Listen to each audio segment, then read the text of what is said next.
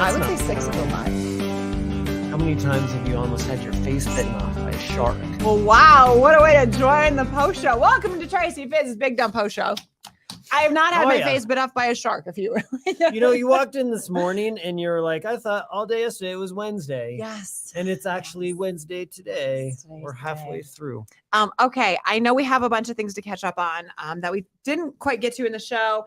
And then I was very surprised by something that you said intimidates you in the kitchen.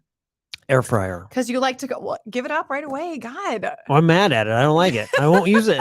I don't want to use it. I was like, we'll come back to that in just a second. Sorry. I was doing the art of the tease, Fizz. Show's over. Have a good day. By all means, keep going.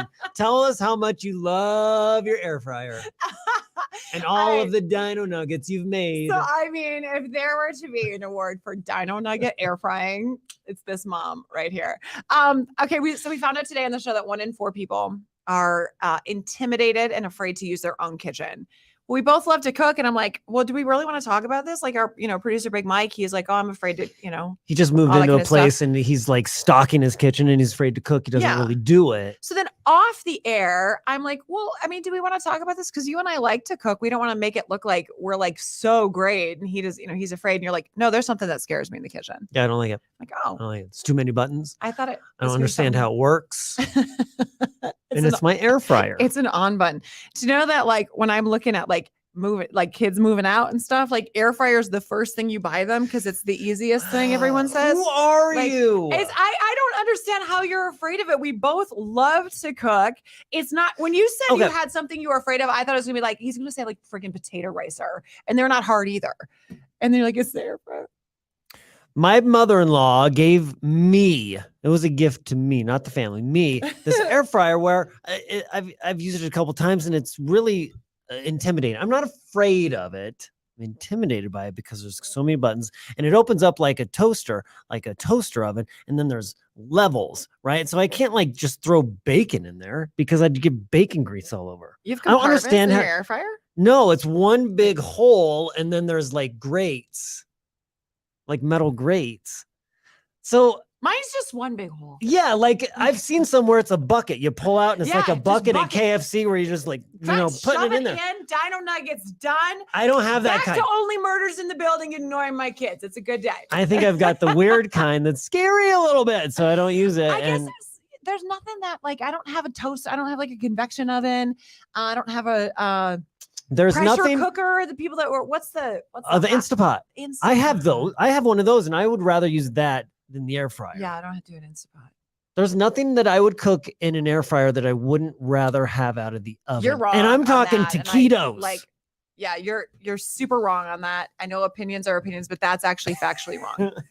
I can promise you, once you figure out your very scary air fryer, you're going to like it a lot better. What should be, okay, so what's a good ease in? Like, what should I make in the air fryer if I were to pull it down from the shelf tonight and dust it off? Just dino nugget it tonight. Just go in. I have those. I don't have those.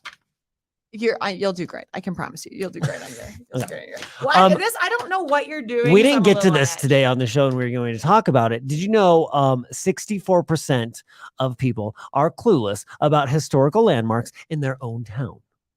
So, like, you go to another town, you do the touristy things. Yeah. You go to Memphis, you obviously see Graceland. Right. Okay? Yeah. So it got me thinking, because also the other day you were talking about Red Rocks and you were astonished that they were doing concerts there like 1906, I think was the first concert. Yeah, I guess it was. And you're like, what? I thought that came from the 50s. Yeah, I thought it was more like that. Yeah. Yeah. So clueless about historical landmarks. I was gonna quiz you a little bit about other Denver landmarks that maybe you've been to, probably you haven't.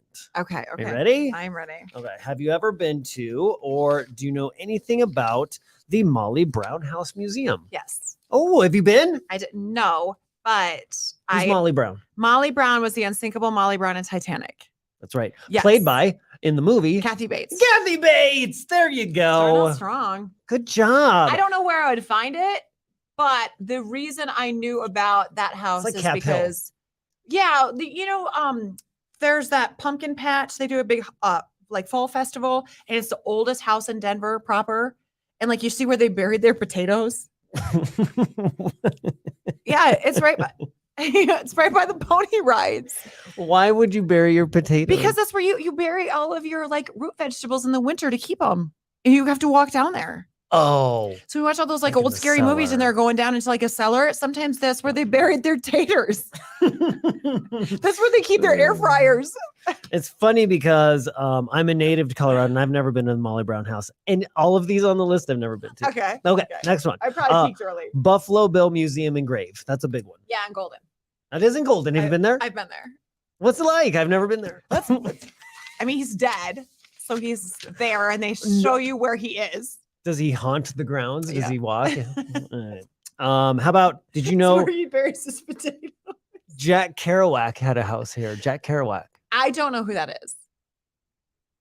You don't know who he is? Yeah, I don't know. Or who where that the is. house is? No, I don't know who he is. He was either. a writer. You know, he wrote the Town and the City. Read it twice. Okay, there are 4 people in this room, including you and I. Show of hand. Did anybody know who he was? Not what he wrote, even who he was. That's all knows all around. I knew he was a Okay. writer. Jack Kerouac. He's a Okay.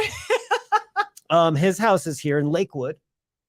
So really on par with Red Rocks, then these high profile What I'm saying places is- in Denver. I believe this number should be higher. More people are Yeah. clueless about their own town. Nobody goes to this stuff. Maybe it's because we're embarrassed because that's our claim to fame. We have the mountains, for God's sakes. And we're like, That's true.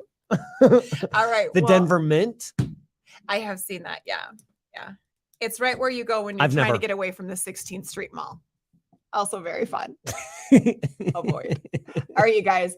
Thanks to everyone who joined us on the show today. We have more tomorrow to go to that thing. Shows around Labor Day weekend. Is that it? True. That's it. I like your That's shirt. Yeah, the shirt is Be a Goldfish. Fairly soon I will have confirmation on whether or not I may or may not be coaching volleyball. There's been emails. Okay. All right, guys. Good day.